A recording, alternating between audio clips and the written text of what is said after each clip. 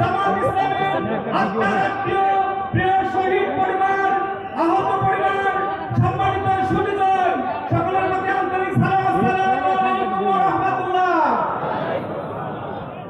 সম্মানিত তাওহীদি জনতা, বাংলাদেশ জামাত ইসলামী ছাত্র শিবির সেই সংগঠন বাংলাদেশ জামাত ইসলামী ছাত্র শিবির আমার একটি নাম, যে নাম শত শত শহীদের মুক্তি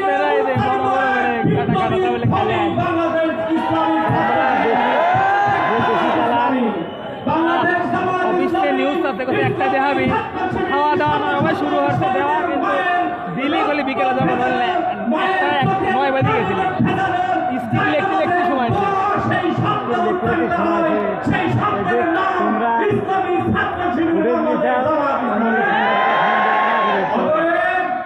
বাংলাদেশ জামাত ইসলামী ছাত্র শিবিরকে বাংলাদেশকে তারা বিচ্ছিন্ন করে দিতে চায়। তারা আগে যেভাবে বিচ্ছিন্ন হয়েছে, আগামীতে তারা বাংলার ময়দান থেকে বিচ্ছিন্ন হয়ে যাবে।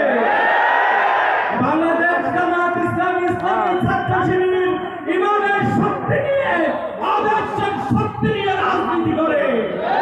অতএব ইসলামী ছাত্র শিবিরকে যারা ইসলামী ছাত্র শিবিরের উপর যারা আঘাত আনতে চান, বলে দিতে চাই আগুন নিয়ে খেলবেন না। বাংলাদেশের 16 কোটি তাওহীদি জনতা বরদাস্ত করবে না। সম্মানিত তাওহীদি জনতা, সম্মানিত সুধীজন, আপনাদের কাছ থেকে দোয়া চাই। ইসলামী ছাত্র শিবির বাংলাদেশ জামাত ইসলামী তাদের ইমানি শক্তি নিয়ে, আদর্শের শক্তি নিয়ে বাংলাদেশের আপামর জনতাকে, তাওহীদি জনতাকে সাথে নিয়ে বাংলাদেশের এই সবুজ ভূখণ্ডে কালেমার পতাকা উত্তোলন করতে পারে, সেই দোয়া আছে। আকাঙ্ক্ষা করে আমার কথা শেষ করছি।